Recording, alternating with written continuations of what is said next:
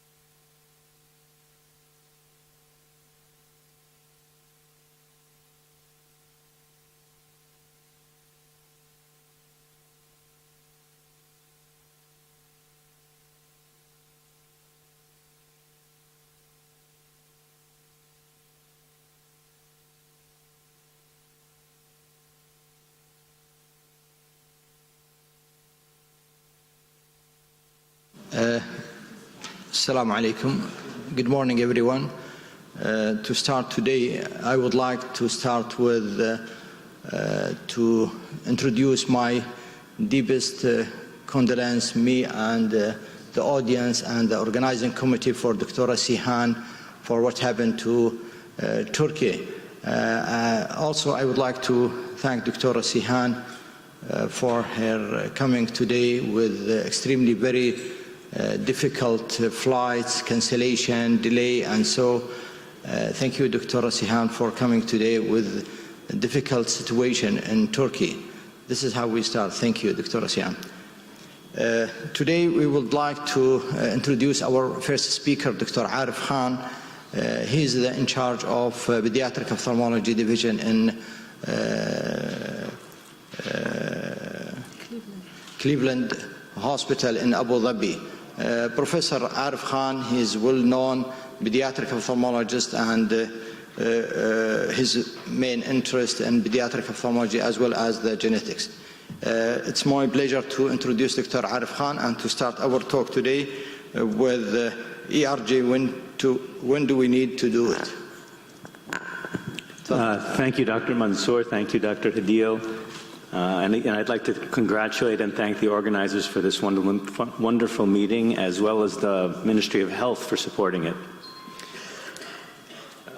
I don't think it's an exaggeration to say that ERG is one of the most misunderstood tests in ophthalmology. And it's not my goal here to talk about how to do an ERG or how to even read an ERG. My goal here in this presentation is to understand when do we need an ERG, and that is something that I think all ophthalmologists need to know, no matter what specialty he or she is practicing. So let's get right into it. We have lots of fantastic multimodal imaging these days for the retina, and it's really unbelievable, especially for those of us who were practicing before it was available. But all of these tests tell us structure. They don't tell us function. And there's only one objective measure of function, and that is electrophysiology. And the major test in electrophysiology is ERG. It's not the only test. There's much more to electrophysiology than ERG. But because of time limitations, I'm only going to concentrate on ERG, which is the major test that is done in electrophysiology. So when light is sensed by the retina, it generates electricity. And by putting a wire in front of the eye and using standard light conditions, ambient light conditions and standard stimuli, we can measure the current that is generated. That is the basis of the ERG. We do it under standardized conditions with standardized stimuli. We measure this. That is the ERG. The ERG is a measure of pan-retinal function. It's a global retinal response. So it's important to understand if you have a macular lesion only, the ERG will be normal because the macula is a small component of the retina. The ERG measures the pan-retinal function. Of course, when the standard light stimulus is given to the retina, it has to pass through the anterior segment. Any significant opacity in the anterior segment is going to affect the reading because less than the standard light stimulus is getting in. You cannot interpret an ERG without having a good clinical exam. The technique is critical. I'm not going through technique, but the basic principle, again, is we put some wires in front of the eye, send some light into the eye under dark and light adapted conditions, and we measured the response. This is not something to do casually. You really have to have a dedicated setup to do it. It's not like taking a fundus photo. It takes expertise. If it's not done properly, the readings are not really useful. And what does the ERG give us? It gives us an electrical dissection of the retina. We can separate inner from outer retina and rods from cones. That is the ERG.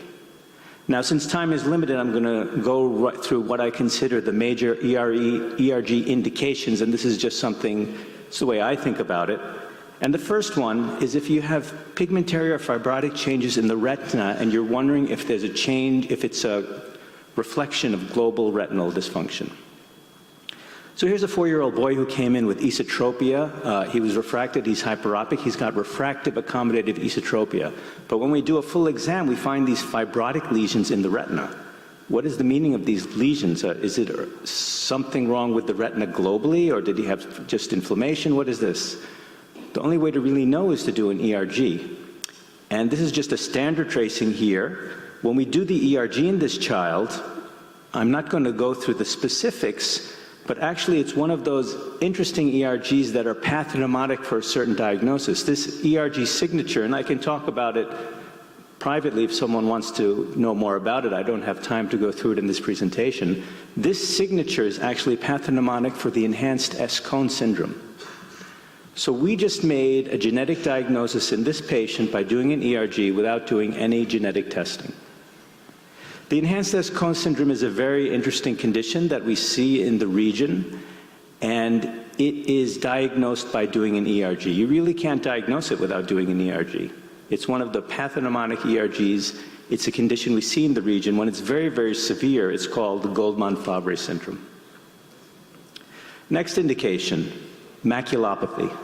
If you have a child who comes in with a maculopathy, I see many of these patients labeled as macular dystrophy. You really can't define if it's a macular dystrophy or not unless you do an ERG, because when you see someone with a maculopathy, you know the macula is abnormal, but you don't know if only the macula is abnormal or if the entire retina is abnormal.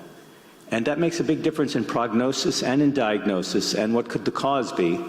The only way to know whether or not the retina is completely affected is by doing an ERG.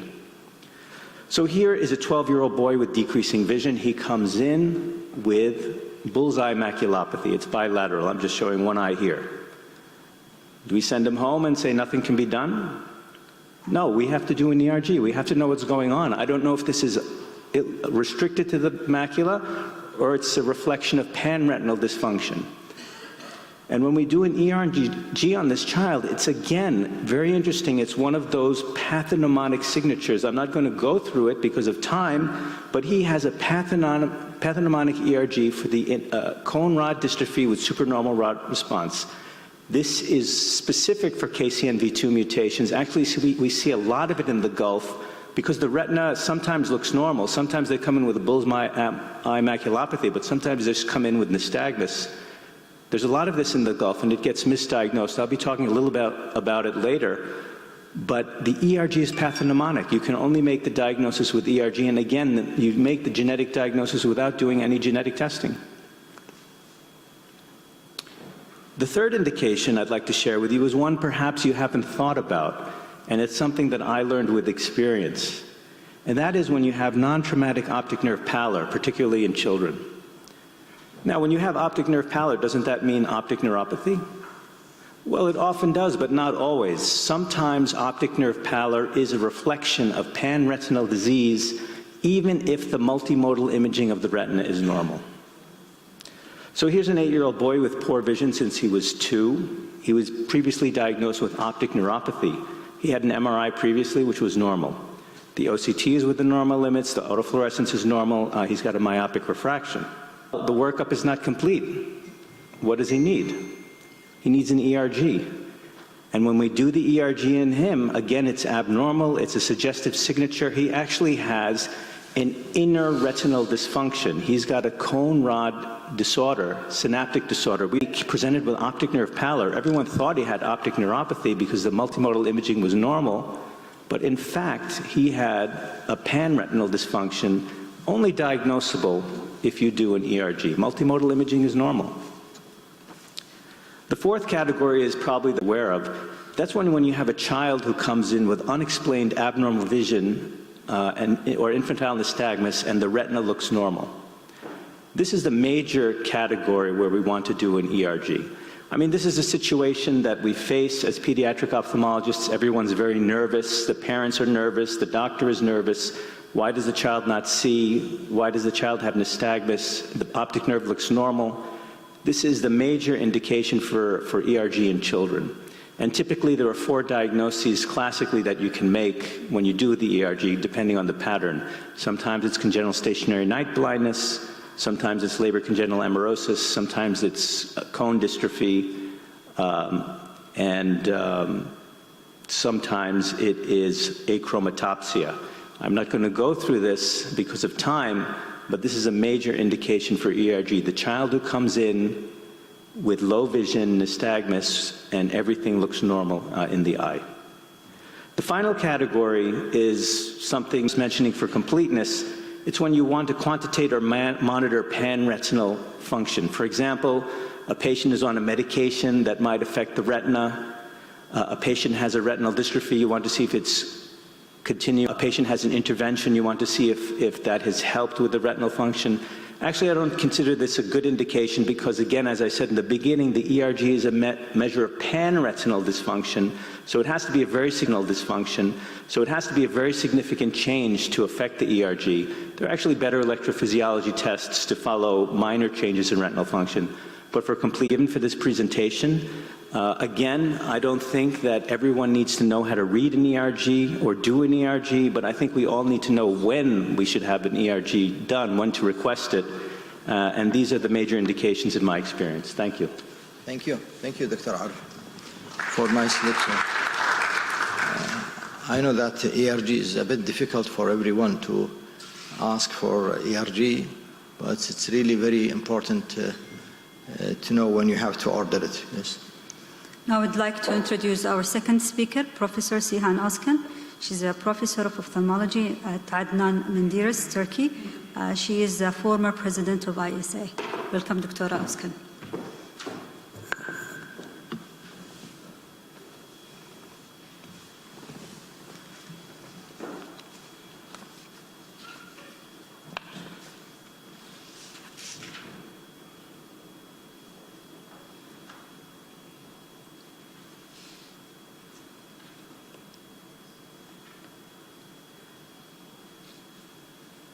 Okay.